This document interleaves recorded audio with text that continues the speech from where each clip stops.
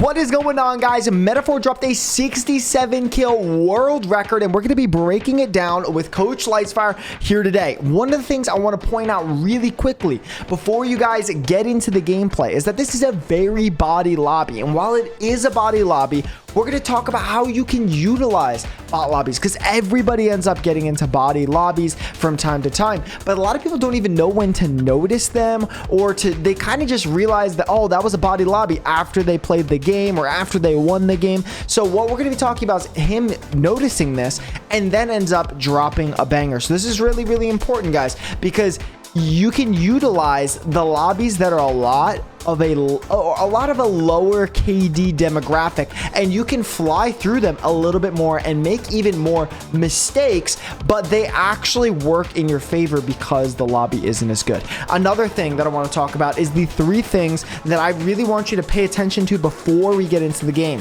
One is centering.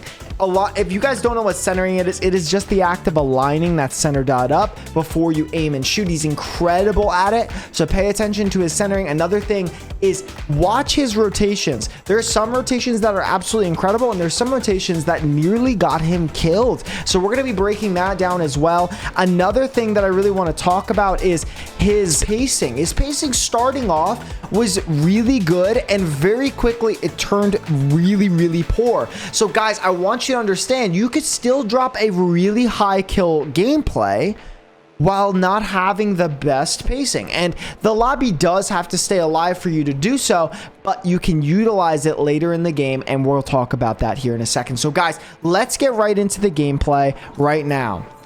So one of the things straight off the bat that I noticed was that he ends up running into people that are pretty much standing still pretty quickly. Now these are the first clues to show us that this lobby is pretty body, and based off of that, we, again, like I said before, make different decisions. So right here, he ends up going and getting a loadout crate, which again is like, it is like a green light to start getting very aggressive early in the game. So all right now he hears a guy above him, he ends up peppering the dude in the back, and then now he goes and pushes this kid out, ends up gunning this kid down, and he ends up getting the full kill. Now, something really important that I want to point out is if we pause the video really quickly, we actually have our next piece of information which tells us where our rotation will be. And if you see, there's a little bit of a counter UAV right here. So a counter UAV is placed directly above where the opponent actually is. So right here,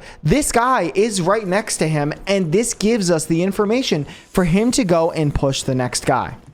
Now, he immediately dives straight off, and as he is going down, he sees one kid at the top right there and then one kid at the bottom. So he goes, ends up getting this kill.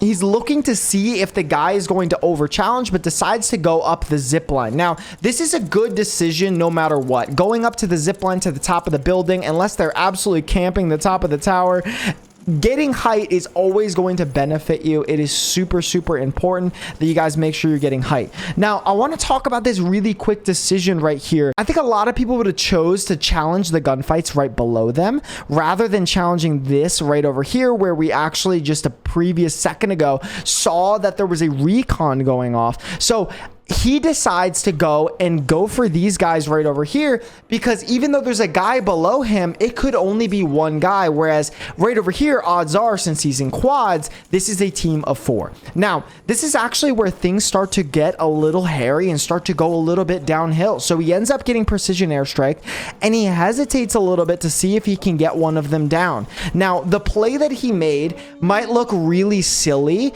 but it's a very common pro player thing that whenever somebody shoots a precision airstrike at you, they most likely peek up right after the fact, and so that's what he was looking for in that situation. Now, what he could have done is just jumped out a different way, but he didn't end up doing it. So now he ends up getting and landing on 2 other people. Now, I want you guys to pay attention really quickly. As he goes and jumps down right here, he's got $12,000 right now. Immediately grabs a loadout, a gulag token, and he is completely back in the game. Now, you always want to buy your safety gulag immediately. That's like the first thing I buy in every situation, so that in case I miscalculated in my mind the amount of money that I have, I don't get killed randomly and then I'm out of the game.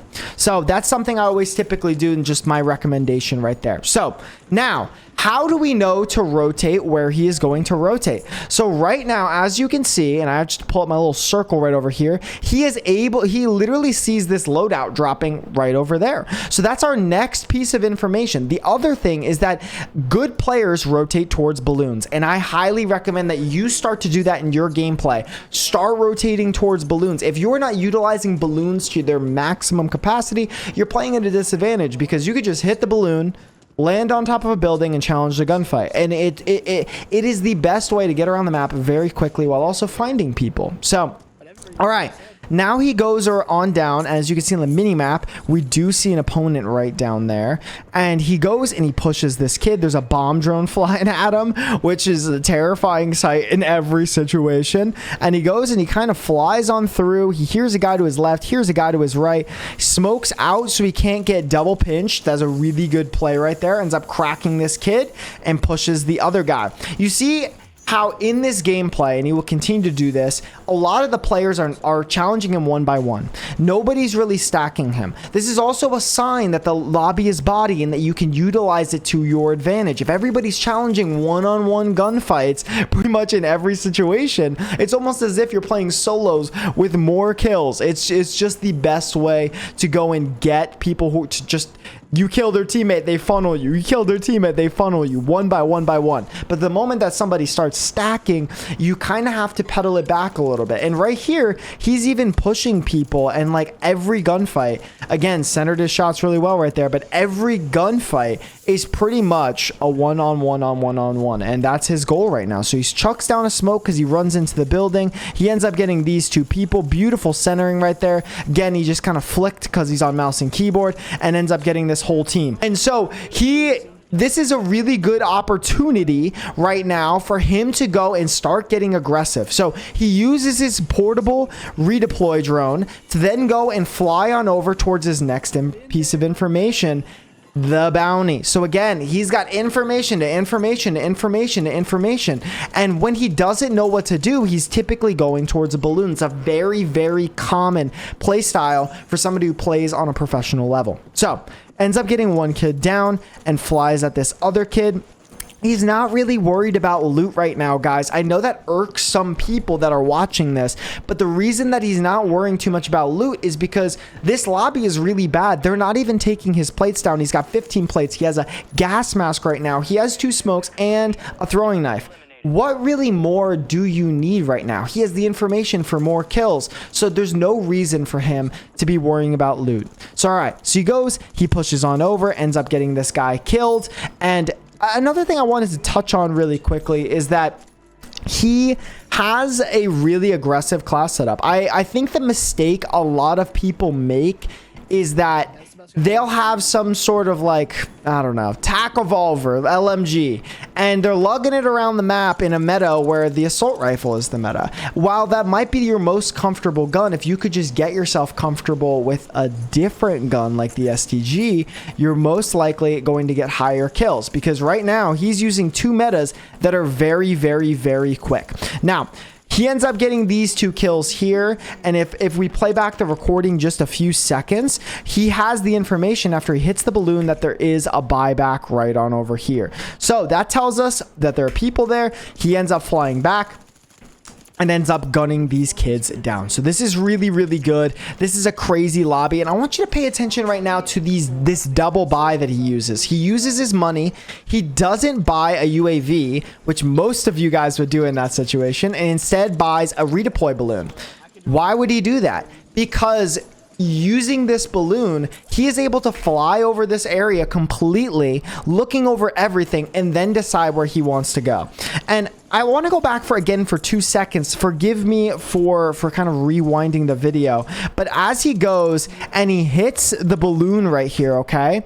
Watch when he pulls his parachute and how long he does it. Most of you guys will pull your parachute for so freaking long that you end up getting beamed out of the sky. And you're like, I don't want to use a redeploy balloon because I always get shot out of the sky. I mean, he pulled his parachute to look for a second. and then flew to an area where there was a buy station where most people are hanging around. So he ends up getting bunker buster, pepper some kids, get one kid down, and now he hears this guy that's below, that's in the building with him. Now guys, this is awesome. So he gets this kill right here. Okay, now I want you to understand something. He has a gas mask, so he pushes through the bunker buster. Do this in your gameplay. Most people will never expect it because a lot of times, just like that kid, he didn't have a gas mask, so he had to play a little less aggressive. So if you use a bunker buster, or if there's a bunker buster thrown on you, utilize the gas that's in there to go and get kills of people that are just camping in it because they have to wait. So this is really, really good. So he ends up climbing on top of the building so that he can get his full kill, uses a smoke. Here's another guy down, gets that kid gunned, and now he's just kind of just waiting on around to find this next kid who's actually directly below him. So he's in a pretty good spot, which that was freaking nasty right there. That was freaking nasty. I can't even lie. So he ends up seeing somebody pop a redeploy drone and beams them out of the sky. We have 25 kills right now, which is an incredible spot for 56 people left, 55 people left. This is insane. Now, what I want to say is that his pacing picked up and he's in an area where he rotated to that people are flying to him. Guys, if you're in an area and people are literally just flocking to you, stay there for a little bit. But the moment that things slow down, utilize that redeploy balloon and get the heck out of there. I was shocked while watching this gameplay how little he utilized the UAV, guys. He is constantly utilizing these redeploy balloons to then go and fly on over towards another area because you don't even need a UAV. You have the information from literally just gliding. Okay, so he ends up getting this. This kill was insane and super quick. I don't even think that kid had plates on him. He ends up live pinging that kid, which is a really, really good habit. Here's another kid flying in. Right now, he's got 28 kills. Here's a guy below him. Drops directly down on him, and that's another team wipe. Starts getting shot in the back. He doesn't have a smoke grenade right now, so that is a little bit of a hairy spot. If you're going to be jumping out in the open, you probably want to have a smoke grenade. So he goes on into the building and ends up getting another one of those. He has 3 redeploy balloons, gets hit with a breacher drone and starts to back up a little bit. Okay, so he is not in a spot where he really needs to fear somebody pushing him because he has the most overpowered pistols in the freaking game. So if anybody pushes them, it's almost as if they're getting shot with a shotgun. So, all right, so he ends up getting 31 kills so far. Now, this is where I want to talk about one of his rotations. He actually rotates into the zone right now. Now, a lot of you guys would absolutely hate this, and all of your Call of Duty coaches or people you watch, content creators, like, this is the worst play possible, but I want to talk to you through his mindset right now. Right now, he's got 31 kills with 47 people left in the game, and there is opportunity that he sees right here. So we got this, and there are literally, I don't even know how many people right here. He even sees more right here that are not popping up on the mini map. So that's about like 6 people that are all in this area right now that he goes and flies into. Now, what's another reason why there's no pressure for him to really not push this situation? So another one is because he has multiple redeploy balloons. So if he gets in a hairy spot, he could chuck a smoke down and end up throwing down a redeploy balloon, which is exactly what he does in this situation. So he ends up playing this height really, really well. The one thing that he ends up doing that I probably wouldn't have done is that, like, right around, I believe it's like right now, he ends up dropping off. I probably would have tanked my gas mask a little bit more to kind of go and kill 1 or 2 of them, keeping height just a little bit. But it does end up giving him a kill, and then he goes and challenges one guy down in the water, and then another kid, and it starts to get pretty hairy all of a sudden. So he immediately goes and hits his balloon. This is an awesome example of running away from a situation you know you're going to die from. While although he was in the gas right there, and it's pretty self-evident that you should run away in that situation, even if you're in that situation, you're getting pegged from across from you, chuck down a smoke, hit the balloon, and get out. Yes, you can die from being beamed out, but a lot of times, those are pretty hard shots for somebody who's shooting you across the map.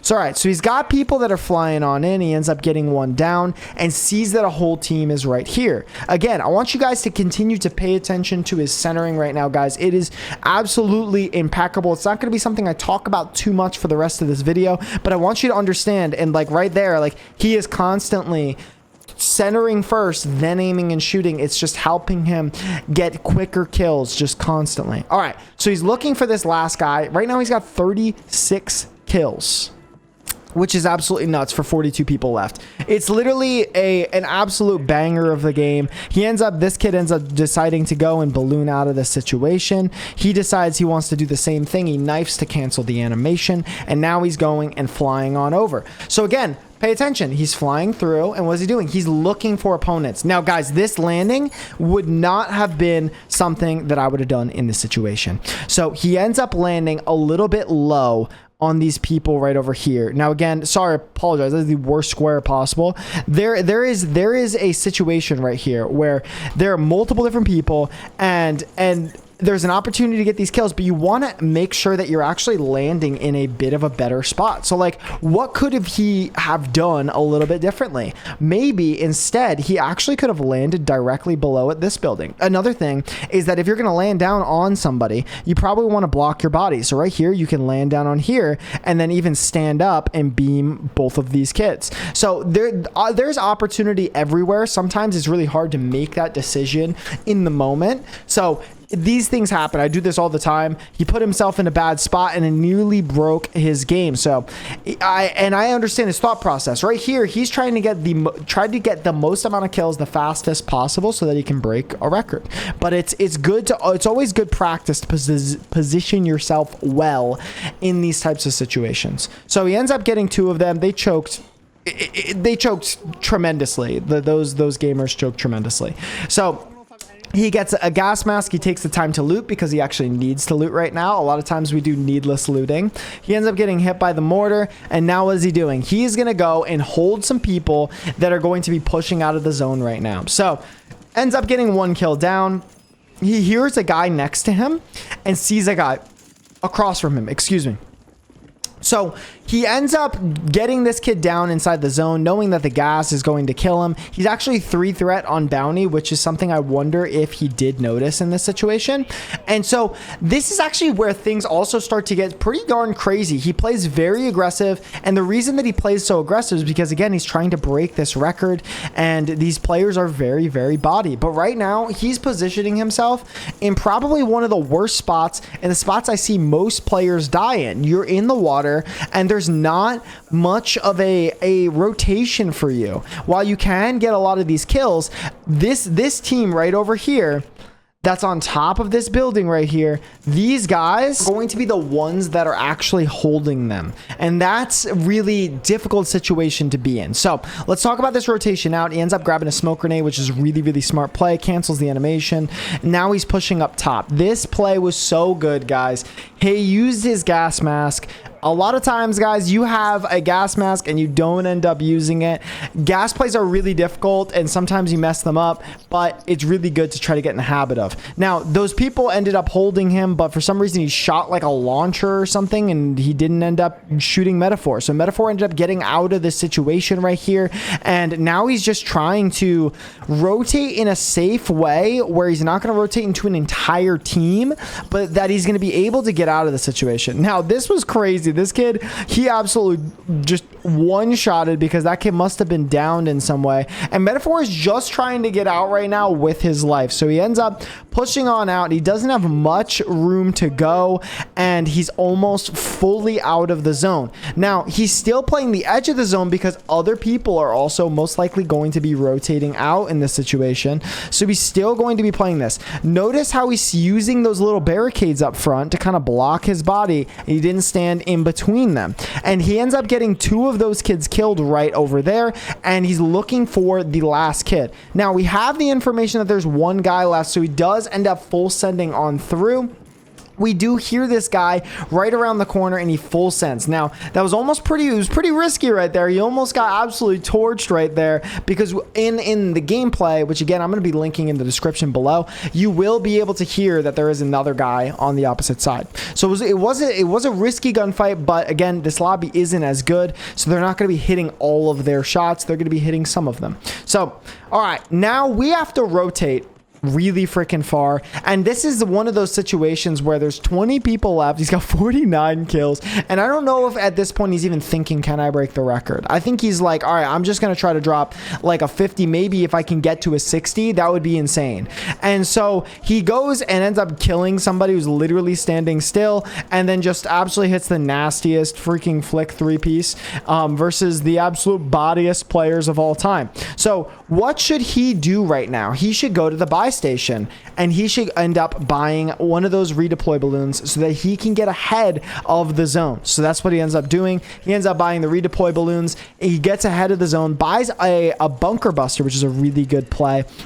And he makes a bit of a wild play right now. Rather than rotating fully into the zone, he's trying to utilize every single kill that is on the board right now. So he goes and ends up landing here on the hill to go and challenge the gunfight, and he sees multiple different people right over here. So he ends up downing one and then ends up challenging the second kid, gets both of them down. Now, while he's over here on the hill, he knows that there was a few more pings that were a little bit farther ahead. Again, grabs another redeploy balloon. Guys, that's one of the main things he's looting right now. Pay attention to that, because that's your rotation. He sees this guy that is down, and he's like, all right, you know what? I'm going to take a second, wait to see if he ends up buying his teammate back. This guy is actually talking in prox chat, which gives us the information that maybe his teammate's going to go and get him. So he ends up getting shot at from somebody across the map, throws down, again, the redeploy balloon for his rotation. Come on, guys, this is really important. And he sees 4 people literally right on over here. 4 people in this spot right over here. So that gives us the information. Now, where do we decide to land? We decide to land across from them. I don't want to land directly on them. I want to land across from them so that I'm able to go and pick them off one by one. So he ends up getting one kid. I love the way he played this bunker buster rather than trying to go and just directly go and shoot people. Again, he can go and run on into the bunker buster because he has a gas mask. So make sure you guys, again, are doing that as well. Pushes this kid down below, sees the kids above, gets that kid down as well. And now he's got 57 kills with 13 people left, which it would be 70 kills, which is absolutely nuts if he ended up getting every single one of those kills. However, one of those people actually do include himself. I apologize. I forgot about that. So now, right now, he ends up getting all the people in this area. And again, pay attention to how he's positioning himself. He's not pushing these guys out. He's kind of just holding rooftop, watching over them, and playing really good positioning where he's able to go and challenge these guys and these gunfights. So he ends up putting himself in a really good spot where he's able to see multiple different teams right there and end up getting those kids downed. And now, again, still playing the rooftop, playing good positioning to where he's protected right now, and he's looking for the guys. Now, the issue about playing on top of the wall is you can actually get torched, especially if you get team shot from a specific direction. So it was quite fortunate that he didn't end up getting torched right there. This kid actually ate a ton of bullets, Mr. Warlord 7956. And so now he's got 62 kills. Now, this is something I actually would have played differently, but I probably wouldn't have broken the world record because I did this. So right here, he ends up kind of putting himself out in the open a little bit, and then he gets really aggressive on this team that's kind of third partying. Now, I might have played this aggressive, but I probably first would have gotten to the top of a roof to then go and play it aggressive. And I like, again, a factor in his aggression is these dual pistols where he kind of thrives in these up-close gunfights. Whereas if you have a different class setup, even a submachine gun, it's a little bit riskier because it doesn't torch or it doesn't kill the person that quickly. So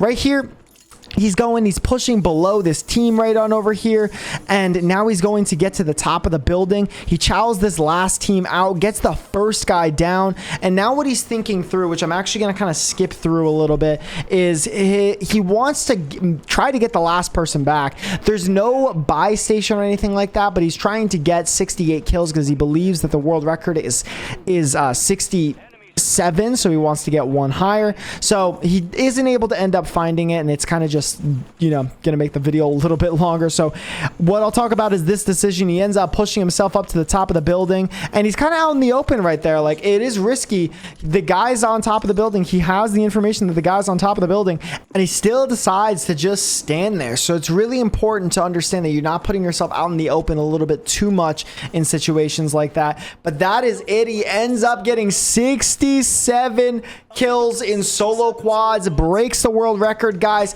If you guys learned something from that video, guys, make sure you guys hit the like button. Please check out his video and make sure you drop a like on him as well, and subscribe to my channel for more coaching content. I'll be doing a lot more as we go into the new game. Thank you guys so much for watching.